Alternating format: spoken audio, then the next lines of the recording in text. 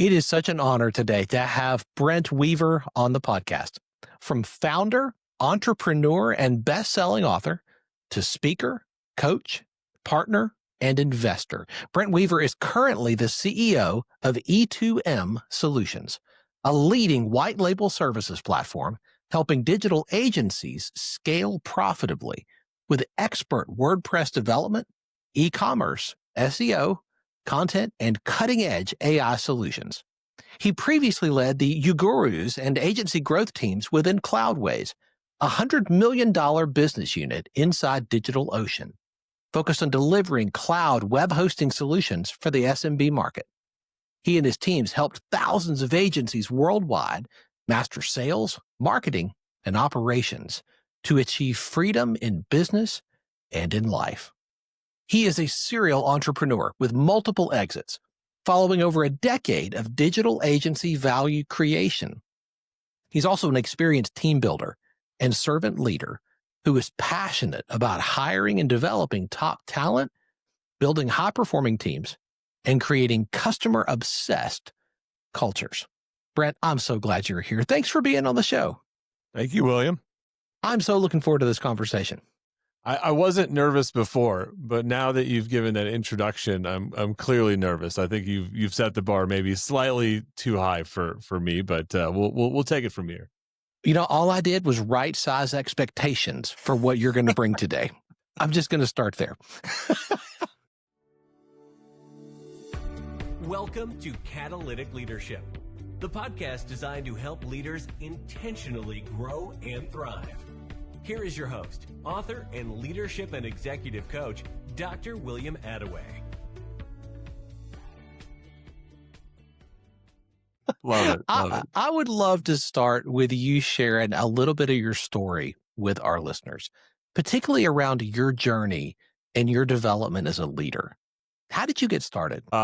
Gosh, I mean, I think as a leader, I mean, I guess I would think back to, from a company perspective, like first time you hire somebody, I don't know, maybe that's like your first like jaunt into leadership, or maybe that's more management. But, I think like if I were to even go back further than that, I mean, I think I always had kind of a knack for organizing people and trying to achieve something. I tell people often that my first business was selling seashells on the beach when I was like, 8 years old or something. And I had enlisted, I was the youngest cousin, but I was selling the seashells on the beach, which obviously beaches have plenty of seashells, right? So there's not a supply problem. But I think there's a cuteness factor of an 8-year-old selling seashells on a beach that becomes a business, right? But I enlisted all of my brother and my cousins, and they were all much older than me. So, here I was at, 7 or 8 years old, and I had these,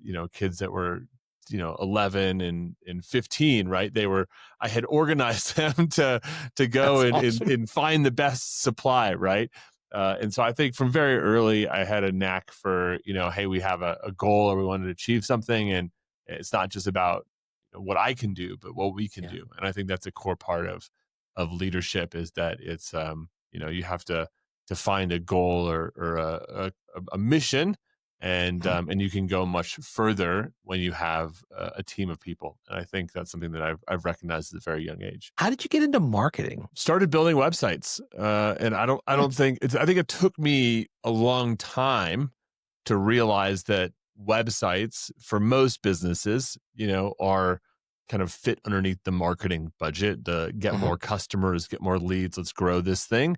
And so, but that was not where I started, but that's where I think we eventually kind of found ourselves. Now, there was a period of time we also built websites that were more web applications or, building custom software. And I think you could certainly go one or the other direction. We kind of leaned into the get more customers, get more leads for our digital agency. But the first website I built was probably like in 1995-ish, 1996. Nice. I was in high school, just messing around with computers, and, had an internet connection, wrote a HTML page and a text editor, uploaded it to some free hosting I had that was, with our internet service provider. And I called to a friend of mine and I said, hey, check this out. I had him type in the super long URL, right? Because it was part of our free hosting bin or whatever. and he pulled it up, and it said like "Hello World." It probably said something more inappropriate for that because I was like, 15 years old or whatever. But Right, right. it said something, and he's like, "Okay, like what is this?" Right? I'm like, it's a web page, right? So that was like my first web page. I'd say that's where it got started for me. And from there, it was a rocket ride. I mean, a decade plus running your own agency. What was that like? I love, I'm back to running an agency different than what our initial agency it was. I mean, the scale that we operate at E2M is much different than what my kind of boutique agency was. But Yeah. I feel like my first agency was my unofficial MBA in business. I got to, I got to meet, I think the internet was the only type of business that you could run where you'd walk into a conference room of, corporate executives or oil tycoons or whatever running $1 billion business. And here you are, this 25-year-old kid that really doesn't know anything about anything. But they all look to you for the answer, right? So it was cool because I got to learn a lot about business. We had a lot of success in various niches. I got to go and tour all these businesses. That was something that I loved doing. I would go and try to win an account, and I'd drive over to their business. It's very different now with Zoom and whatever. I don't know if I would have been driving as much had I been, if I was running this type of agency today. But I would drive over to these businesses, factories, breweries, restaurants, corporations, right? And I'd pitch them on building websites and doing marketing for them. And, they'd always want to give me a tour of the business. They would always give me kind of this full, like any question that I asked, right? How much revenue do you do? How much profit do you do? What are your most profitable products and services, right? Because the website was like this, like we kind of had to help them grow the business. Most clients were very open to really talking about their companies, right? And we had to obviously a lot of times sign NDAs and stuff, but I got to learn a lot about business. And so I think that's when I look back at my first agency, that was like my fondest memory was just every day seemed like I was learning something new. Now there's elements of having to constantly learn about all these new businesses that's not necessarily profitable or very scalable. We eventually kind of learned how to niche down our business and really become masters of some verticals. And so, and then that became a lot different type of learning where we weren't learning about all these different types of businesses, but we were more learning about what it took to scale a service and scale a system. A lot of the people who are listening can resonate with what you're describing, that rocket ride of learning and just constantly adapting to new environments, new situations that you've never been in before. And that's what that sounds like. Is that where you thrive, in that space where you are just constantly in learning mode? I mean, I think I love to learn. I definitely love the idea of having a growth mindset. One thing though is I think if you look at it over a decade, maybe we can use rocket as a metaphor. But I think if you looked at the individual days that were my life over that period of time, I mean, I would say that, and this is something I try to tell people that are thinking about running a business or growing a business, that a lot of it is it's like watching paint dry. I mean, it's slow. You're doing really boring, repetitive tasks. I mean, I think if I look at, how would I recommend for somebody to get out there in a niche, right? It would be like, all right, well, we're going to build a list of, a market map of all of the different speakers and stages and influencers and podcasts. And then we're going to, one by one, we're going to reach out to them every day, and we're going to, we're going to LinkedIn message them. We're going to email them. We're going to call them on the phone. Right. And then there's this moment where you get on a podcast or you get on a stage. It's kind of exciting and you're at an event, but then there's the other 97% of your time, which I think for a lot of entrepreneurs is like the more okay and comfortable you can be with doing like really mundane, boring kind of stuff. I think that's a key part of being successful. Yeah. And I think we see this with like professional athletes, Olympians. It's almost like their tolerance for doing the same thing every day, the routine. It's actually not very exciting, right? If we look at when, somebody wins an Olympic medal for, swimming or whatever. It's very exciting. The starting, gun goes off, the buzzer. It's like this 2 minutes of intensity, right? But if you looked at the other 99.9% of their life, it's like driven by routine. It's driven by, them getting very comfortable doing things when they really don't like doing it anymore, right? I'm sure there's moments where there's passion and drive, but I think there's a lot of, when I look at my business success, it's like I've become, I think, pretty good at doing things that are uncomfortable or that aren't super exciting every day. So, I mean, that would be my message to the listeners is like, find the things that aren't that exciting, learn how to do them well, learn how to do them at scale. And I think you can find a lot of success in your business. And then you get some frosting, you get some, really high moments interspersed in there. And those are always fun, of course. I'm so glad you brought that up, Brent, because I think we tend to look at the exciting parts. And that's typically what makes its way to social media. We see the highlight reel, the you're on the platform receiving the gold medal. But you're exactly right. You're not seeing the other 99.9%, which is just discipline. Yeah. It's discipline, it's consistency, it's the unsexy part of it. But you don't get to the platform without it. And I love like when people show behind the scenes of how they make some of the viral videos that go live out there and some of the teams that are producing these videos, right? Whether it's, I think I read somewhere, I don't know what the number is, but like the average amount of money that Mr. Beast puts into a video, right? And he's sometimes giving away these massive amounts of money, right? But like the actual production of what he does is orders of magnitude more than the actual money that they give away. And the amount of energy and time that they put into that is insane. My kids are a big fan of Mark Rober, and I don't know if you watch him. He's got an amazing YouTube channel. Covers. He's a former NASA guy, pivoted, and he used to launch I think it was like one video a month or something. So it was like he would do 30 days of work to produce this 6-minute video. And I think that's a really good parallel to business, in that you'll see these highlight reels, you'll see the really amazing introductions, but there's so much stuff that you've got to do behind the scenes. It's actually one of the reasons, when I look at what we do with E2M as an example, right? We're a white label agency. We're kind of the back end for more than 300 digital agencies.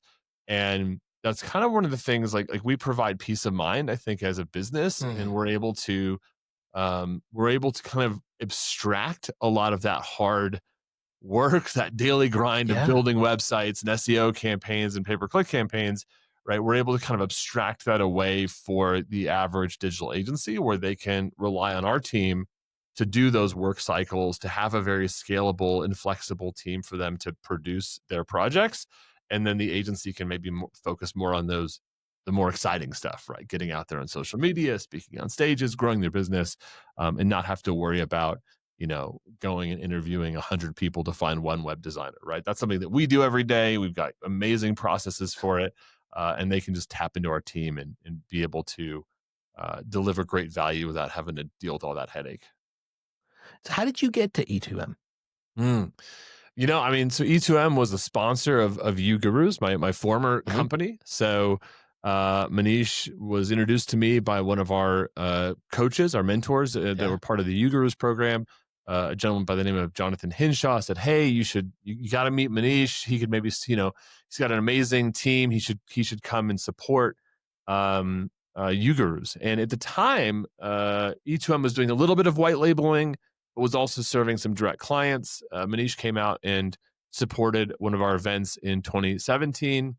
And I think a light bulb went off in his mind of, okay, maybe agencies could be our instead of us going and hiring a big sales team in the US, maybe agencies could be a distribution channel for us. And so he made a very bold move, which was to essentially stop doing direct client work and pivoted 100% to a white label agency for digital agencies. And so E2M was a supporter for UGURUS for many years. I think one thing that made E2M stand out as a company was that they weren't really, they weren't as obsessed about the short-term results. They wanted to become a true partner. And I think a lot of people say that, but maybe not as many people follow through with that. And so Manish, anytime I asked him to support an event or show up someplace, it was like, yep, got it here, sponsored, came to events, would take people out to lunch or whatever. Never a hard pitch, never a hard sell, just built relationships, provided help where he could. And, one person signed up for E2M, then two people signed up for E2M, three people. And then what ended up happening, it was kind of cool. Like our community became the marketing engine, one of the marketing engines for E2M. And, all Manish had to do was show up and be in the room. And so many people had such a great experience with E2M that they kind of did they did the pushing, totally voluntary. Yeah. Of, hey, well, you got to use E2M, right? We use E2M. Oh, E2M makes it so easy, right? So the customers, our community really was talking about E2M. And so when we, UGURUS was acquired, it was exciting. We had a lot of amazing growth as part of DigitalOcean. Ultimately, DigitalOcean did not want to run a services business unit within their core computing infrastructure AI business. If you're familiar, DigitalOcean is kind of like Amazon Web Services for small businesses, hosting, compute, hardcore info security, data, literal hardware, right? Like giant warehouses with servers and all that kind of stuff, right? And so to run this like agency community was kind of a little bit oil and water, just didn't fit. They wanted to get really aggressive about artificial intelligence. They decided, hey, this doesn't work for us. So they decided to shutter the business, and they're ruthlessly focused, which is a good thing. That's great. So they didn't even want to think about like spinning it off or whatever. It was just like, stop doing this, right? And so I actually parted ways with them very amicably. And when I did, Manish was like, hey, we should talk, right? And so then we started kind of scheming up ideas of how to grow E2M. And there was a few different options at table. And we were meeting actually in Phoenix, and I was about to leave the meeting. And Manish said, I have one other idea. It's kind of this Steve Jobs move, right? Like, I have That's right. There's one other thought that I have. And he said, what about, what would it look like if you became, you came on board and did, we're a CEO at E2M. It's like, oh, okay. Well, I'm interested. We should keep talking. And we did. And yeah, here I am. What a story. I had Manish on the show, and we got to know each other and have stayed in touch since. And he dropped so much insight on the show. And I love that as you're stepping into this and to get the opportunity to meet you and talk with you and get to know you, and you're doing the same. Your story is just littered with so many pieces of wisdom that, even though you had found success and then you found success again, you're like, hey, what's next? What does this look like? And I think that teachable spirit that seems to pervade you and your story is at play there, because it's so easy to push back on an opportunity or a potential open door and say, no, I'm not doing that. I do this. I couldn't do that. I do this. And we tend to box ourselves and limit our own potential because we only see that we do X, when by having an open hand and a teachable spirit, you could be open to something that maybe you didn't see coming. I'm guessing you didn't see that coming, becoming the CEO of E2M. My wife and I do, it's been an annual tradition for the last, I guess, 3 years. So I can now say annually we do this, right? But we one time on one of our date nights, we made predictions for where we're going to be in a year. And we wrote those down, we put them in an envelope, and then we put on the schedule for a year, our date night a year later, we would look at our predictions, right? So I think we've done like three of these. And I have to say, I think we do it in April. So April of 2024 to April 2025. In April, it was like, I was still at DigitalOcean. UGURUS was doing really well. We were growing. There was a lot of like excitement about what was happening next. And, April of 2025 was like my last day at DigitalOcean. I had no concrete idea of what was going to be next. I was in conversations with E2M by that point, but it was just a good reminder of that there's just a lot of things in our life that we certainly have control over, and we have a lot of control over our daily choices. Like we're presented with like crossroads, we're presented with options, and we can kind of choose. But oftentimes the options that get presented to us Mm. are outside of our control, and Yeah. it's like just kind of how we navigate life. Obviously, a lot of those things are things that we don't have a huge amount of control of, but we can control how we show up, right? And I love that That's right. phrase, that teachable spirit, because certainly, Yeah. when I sat down with Manish and said, okay, I want to do this, you know, here's the stuff I know I know. Here's the stuff I think I know, but might not know, right? And then there was like this blind spot of like, there's so much that I don't even know that I don't know, and that's where I'm like, Yes. if I step in in June 2nd, are you? I was like, are you stepping out, or he says, look, I think there'll be 90 days of a lot, kind of a joint partnership, and then at least a year of mentorship, and so kind of coming back to that long term view. That's something that I'm really learning to admire and appreciate about Manish, is that he definitely has a very, in our day and age of entrepreneurship where it's instant results, got to get Yeah. something, I've got to do an ad, see a click, get a view, get a buy, see my ROAS, right? All that kind of stuff. And then to be talking to Manish, he's got a very long-term view for his Mhm. business, and he's willing to make big bets. And so that's something that I'm learning a ton from as an entrepreneur, because I probably would put myself, I'm come from a performance marketing background. Mhm. I certainly like my stats and my data, and so I think balancing that with kind of this more visionary, long-term view has been really helpful for me, and I'm learning a ton in the process. Playing the long game, I find, is so often what separates people who endure, who last as an entrepreneur, because you're not thinking microwave, you're thinking crock pot. Yeah. It's very, very difficult to see the whole picture when you're in the frame. You just don't have the perspective. And one of the things I get to do is come alongside leaders and businesses and help them see what they can't see, because they're in it every day. And I love that he's creating that type of an environment at E2M. That speaks volumes. And I know you're going to continue that. You're going to take that baton and you're going to take it to the next level. Let me ask you, a lot of our listeners are agency owners. There are a whole lot of people listen to this show who are either thinking about white label partners, or maybe they've heard of E2M, but they don't know much about you. What differentiates E2M? Mm. Well, I mean, we were actually currently doing a real big deep dive on this for our own business and our own brand. So Mhm. I feel like this is good question, William, because it's very fresh in my mind. But Yeah. one thing is that we're 100% about agency growth, and so Mm. there are a lot of white label teams that also serve end clients.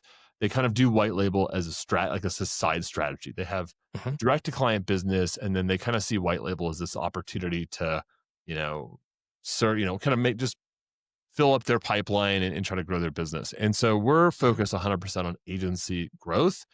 And so a lot of times when we go into work with an agency, their biggest concern is, can we help them with their WordPress website development? Can we help them with Go High Level? Can we help them with Duda? Can we help them with Shopify, BigCommerce, right? They have very tactical focus. They have a project, they need to get it done.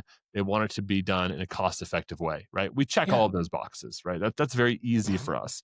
But what ends up happening in terms of our partnership with clients is when we start going and actually working with them, because we work with over 300 agencies, we Yeah. get to kind of see like what are amazing processes and where are there processes where agencies could benefit from improvements, whether that's in our Mm. pre-sales support. So a lot of agencies might have, like, when I talk to an agency, I say, well, what do you enjoy about sales? And they're like, oh, I love talking to clients. I love doing, it's like, okay, great. What do you not enjoy about sales? Creating scopes of work and proposals and whatever, right? Like, and so our team makes that stuff too, right? So we actually will do that pre-sale support with Wow. you. We'll look at what your client's asking for. We'll meet with you, and we'll build not just a quote, but a proposal that you could essentially turn around and use that within your proposal, so that that heavy lifting of what do we have to have in the scope of work, how do we break that down in terms of cost and timeline and investment, right? That's an Mm. example where we kind of build that for you. Mm. And a lot of agencies, when they see how we do it, because we Mhm. do it so much and at such scale, we start to see them adjust their processes, and they start raising the bar for how they approach their Mm. clients. And this goes through the entire life cycle of of the agency process, whether it's the development processes. So like our team, because we know it's frustrating to work with a white label partner that's outside of your business, we embed ourselves within your existing processes. So our team will actually go in and be a member of your Teamwork, Asana, ClickUp, Monday. We'll actually go into your project management system. We'll be a member of that system, and we'll work within your agency's process. So instead of you having to learn a whole new process, we do the heavy lifting and we learn your process, which is really interesting. So I used to own be a partner in a company called Unlimited WP, which got acquired by E2M. And we had the opposite process. And I remember we had a very big discussion about this. And it was like, for us to go in and learn every agency's process was just going to be an incredible amount of work and overhead and the complexity. I was like adamant that we didn't do this. But now that I've joined E2M and I see how they've been able to accomplish this, I'm like, man, this is like 2-day shipping, right? Like I'm sure everybody at Amazon hated the idea of 2-day shipping. It's impossible. It's impossible, right? People probably said this is not possible. And Bezos says, no, we're going to do 2-day shipping. And so I think Manish basically said, no, we're going to make this easy for agencies. We're going to work within their systems. It's not going to be easy for us, but it's going to be really valuable for our clients. And so good. I level all of this up to being a growth partner for our agencies. And I think that's one of the most unique components of working with E2M is just how much we think about not just doing the task, but how do we help our agency partners grow their business? And a lot of that comes back to just peace of mind, how to help you like not have to stress about it. Oh, you work in our system? Oh, okay. That's easy. We just add you and then you're in there and you're working on the tasks, you're working on the projects, right? Sales is really frustrating. We have to create our own scopes of work. Wait, you guys do that for us? Oh, that's really easy, right? Just adding those peace of mind layers on every element of the business. And I mean, I could go on like in terms of our pricing, we have recurring kind of flexible plans. So if an agency's business fluctuates, if they all of a sudden don't have work, we have an active account manager that works with the agency. We'll pause that plan to make sure that if they're not going to utilize the time, we're not going to be billing them for unused time, right?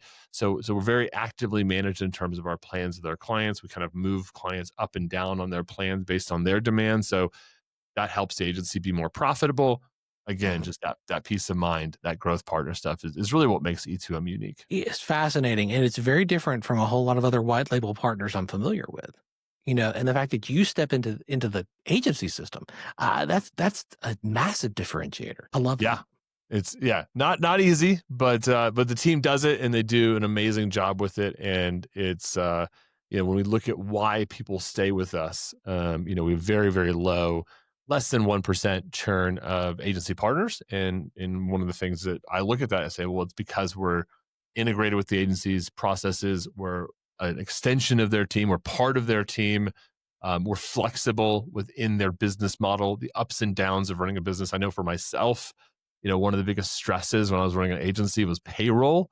And it's very difficult without hurting some feelings to fluctuate your payroll month to month, right? Like if you're spending 50 grand a month, you're like, oh, well, we don't have work this month. Like, you can't just notch that down to 25 grand without, devastating some people on your team. Whereas within an E2M relationship, hey, if you don't have the work, cool, we'll scale your account down and we'll reallocate our human resources to other areas, right? Other clients, our own business, et cetera. And you don't have to have that stress of feeling bad for having that fluctuation in business. So we want to see agencies be profitable. We want to see them be productive. We want to see them grow faster. I think that's really going to resonate with a lot of people listening. One of the things that I'm talking to a lot of people about in agency world right now is AI. And at E2M, you guys are stepping into that in a pretty unique way. Could you share a little bit about about where you are and where you're going in that realm? Absolutely. We definitely want to be, a go-to white label partner, but we also want to be the world's best AI first white label partner. And I think a lot of people are using AI first or AI curious or these different, things. Sure. I don't know how many people are walking the walk in that space. And I think this requires an investment, and you have to almost hit pause on some areas of your business. And you have to say, okay, how are we making time for this? Are we actually giving team members at every level of the organization time to leverage AI. So we're doing AI in a few different ways. One is through our own internal tooling and services that we're delivering. So whether that's WordPress, pay-per-click advertising, SEO, every single team member at E2M has an amount of time that we're allotting for them to invest in kind of AI tooling, AI knowledge, and things like that. We're actually even doing every first Friday, everybody in the company comes in and works on that. Or I'm sorry, AI for Saturdays. I missed the date there. Saturdays. Every first Saturday, whole team comes in and is working on AI knowledge and tooling and kind of doing some hackathon type projects. Nice. And so we're curating that. We're bringing in speakers. We're investing in team in terms of tools and in presentations. And so that's something that our team is coming to the table, and they're saying, hey, we're willing to invest some of our own time in this. And then we're also coming to the table with additional investment in courses and knowledge and stuff like that. And because we look at this as this is like once in a lifetime. And so, it's like we kind of have to maybe bottle some of our inner, Elon Musk and kind of go hardcore and like, hey, we're gonna go the extra mile. So that's something that we're doing internally. We're building a lot of really cool tools within our business to help serve clients better, do things faster, better quality, all that kind of stuff.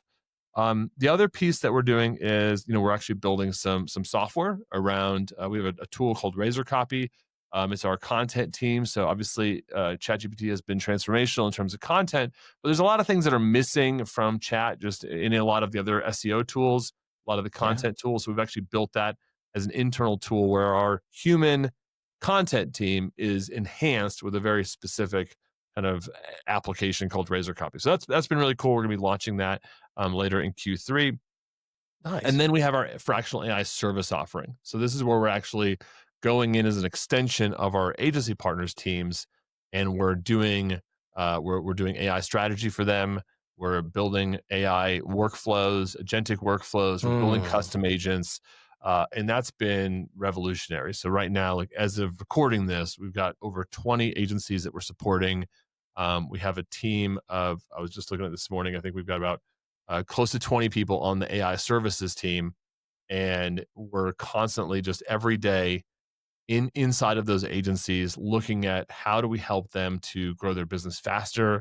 How do we help them be more profitable, more efficient? How do we help them deliver more value to their clients, leveraging the power of artificial intelligence? And so that's probably one of the most exciting areas for us, just because of the amount of learning that we're doing. I think the team has launched over 100 agentic workflows for agencies, everything from, automating lead generation with Go High Level, automating proposal creation, invoicing, billing, delivery of services, doing some of the things that agencies are doing with clients, right? Helping them to automate those to help them, increase capacity, increase profits, create new revenue opportunities. Wow.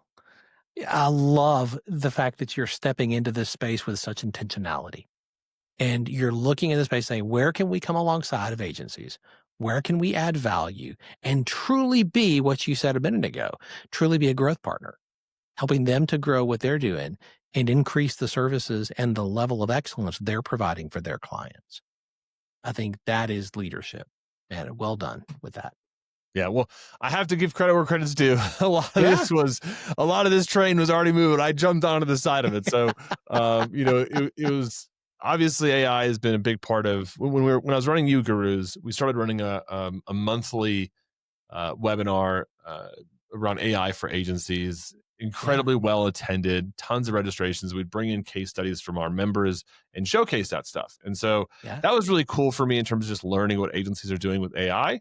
I think it's very different when you're actually the company that's behind the scenes building that stuff with those agencies. And so, coming on to E2M's team, June 2nd, I mean, the biggest thing that I was thinking about in reading and trying to up-level my own knowledge and growth around was AI coming into this position.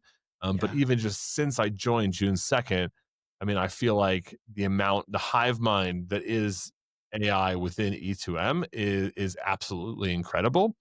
We actually have an event that we're going to be hosting in Denver, September 28th through 30th, called Vistara, that's all about AI for agencies. And even just thinking about us planning the content for this event, I have to know, like, it's like from when we're recording this to when it's going to happen, it's like 65 days or something, 68 days. And like, I know I'm going to learn so much about AI. I don't even know what I'm going to talk about in September. I have no idea, right? Because I know Yeah, between now and then, my knowledge around exactly. AI is going to increase exponentially. And so, but yeah, we're continuing to make that investment. We think that it's important for agencies to hit pause and come out of their business for a couple of days, come to Denver, hang out with us, and invest that time to learn about AI. Because the only way you're going to, you know, the only way you're going to do it well is if you kind of put on that student hat, that beginner Yes. mindset hat, and say, look, I don't know what I don't know. And I certainly don't know everything there is to know about AI. And I need to hit pause. I need to go learn for a couple of days, immerse myself. And then from there, we can start building strategy. From there, we can start experimenting and making some bets. And I'll tell you right now, most people's AI bets a year from now Yeah. will probably not pay very, very good dividends. A couple of them will be extraordinary, but most Yes. of them will probably be thrown in the trash can. That being said, if you're not making AI bets, you're certainly not going to have any winners, and you're not going to, you're not going to have those failed bets until you start making bets. So I think the key thing for agencies is start investing that time, make the space to learn about AI, put that beginner mindset hat on, and I think it'll be a fun journey. You have to lead at a different level today than you have previously. You're leading in a new environment, in a new role. How do you maintain that mindset, that student hat? How do you stay on top of your game and level up with the new leadership skills that E2M and your client and the business as a whole they're going to need you to have? Gosh, I think I have I'm learning a ton from Manish. Mm, I also try to keep my own kind of personal advisory board separate from the business. So having those people good. that are kind of trusted advisors. I mean, I have, NDA agreements with some folks, right? Just so I can I'm sure. discuss my business matters outside of the core confines of the business, right? And so I think having those people that can come in and kind of teach you constantly, provide that feedback has been That's good. huge. I mean, outside of the normal, like listening to podcasts, reading books, kind of always having a little bit of my foot in or toe in the river of kind of, knowledge around leadership and things like that. But I Yeah. think a key part is just getting that perspective, having some, mentorship for yourself, having folks like yourself kind of in your corner where you can go Mhm. and say, okay, here's a situation, what do you think Yeah. about this? I actually have been a huge fan. I mean, lately I've been kind of bringing that student mindset and using, chat as a great thought partner, as a great Yeah. knowledge partner. And, I've got kind of a little bit of a personal SOP of here's the important Yeah. things about me. And hey, I need to get feedback on this decision, or how would you approach this? And I like, not all of my personal mentors like to be woken up at 4 a.m. or, 1 a.m. in the morning or whatever and give me feedback. Right. And so I think chat's been Right. great for that just in time, like kind of information. And it has required a little bit of reprogramming for me to, oh, you know what I should ask, before I ask my mentor, I'm going to ask chat, or maybe I'll ask chat, hey, I'm going to go talk to my mentor about this Mm, issue. How would you frame this? Right. What can I yeah. do? What can I think about now that would help me frame this and get the right experience share, from my Mm, mentor? And so that's been huge for me. I love that. As you are continually learning and reading, is there a book that has made a big difference in your journey that you would recommend to the leaders who are listening? Yeah, I was thinking about this one, William, and I've got so many, but there's a book called The Boys in the Boat. I think they turned it into a movie. I never saw the movie, but Hmm, it's about a crew team, and it has so many parallels, right? Building an amazing team, right? Getting people right yeah. person, right seat, the discipline that is necessary to Yes. be successful in business, and I think competitive crew. It's a very touching story. I won't give away too much of the book, but I think if you're somebody who really obsesses about right person, right seat, how do you build an amazing team? It's literally rowing in the same direction, right? Like Yeah. those are Right. things that we say in business all the time, right? Right person, right seat, rowing in the same direction. But Boys in the Boat, I think, was one of the books that really helped me to Mm, to understand that sometimes you have the right people in the boat, but they're just in the wrong seat. Sometimes you have the wrong people in the boat, right? And just how to be mm. Yeah. kind of ruthless about that to some extent, right? I think most companies are better framed as a team, not as Yeah. a family, right? And that, Yes. we can have 100%. some overlay in terms of family and in company, right? But I think, building a high performance team is what leaders should obsess about. So that would be my book recommendation for your listeners. I love that. I have not read that, and now I'm going to check it out. Thank you. So, last question. Anybody looking at you from the outside, Brent, is looking at the highlight reel that we all have online, and they think, "Oh man, he's just his journey's just been up and to the right. Like he's never really struggled. He's never really had to go through the days like I have."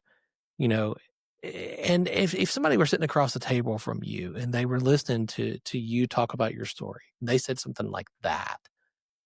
I want to ask this question with that in mind.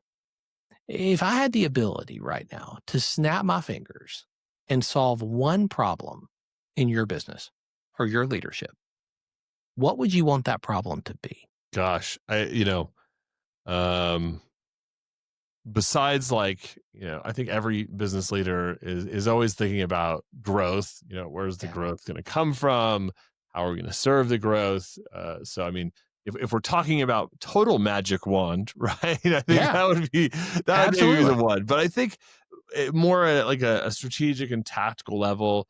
I think that and we're certainly no exception to this. We have a lot more appetite maybe than we have a stomach for, right? We have, I think a lot more That's businesses good. suffer from overconsumption than from starvation, right? We take on too many That's ideas, good. we try too many shiny objects, and I don't think I think that's one area where I have to exercise a lot of discipline of just like how to say no to things effectively throughout the day and throughout the week. I think if we were to kind of solve one problem, though, it's like it's at the leadership level, even though a lot of us are in individual seats, we wear a couple of different hats. And so I think, if we could magically, Yeah. bifurcate some of our leaders, just literally Right. DNA copy that person, like, hey, we need more people like this person. But instead of this Yes. person having 4 kind of seats they're sitting in, they can have 2 seats they're sitting in, or better yet, 1 seat. So I think that's an That's area good. where, I wish we could snap our fingers and just replicate our best top performers. But that's a little bit more, I think you have to take more inspiration from maybe like gardening, right? You have to like plant the Mhm. seed, you have to Yeah. water it, kind of back to this idea that a lot of this stuff is really boring, William, is I think having that patience. So I don't know if that's a very good answer to that question, but maybe it's a cloning machine. Maybe it's Nice. a patience wand. I don't know. It's one of those, William. I love it. I love it. Developing a leadership bench is a process, and like I've said earlier, it's a crock pot. There's no microwave for this. Developing a bench that will serve you 3-5 years from now is something that you start today. It's like the old Chinese proverb about planting a tree. The best time to do it is 20 years ago. Second best time to do it is today. And I think what you just shared, and I appreciate the authenticity and honesty there. I think what you just shared is something a lot of people resonate with and struggle with.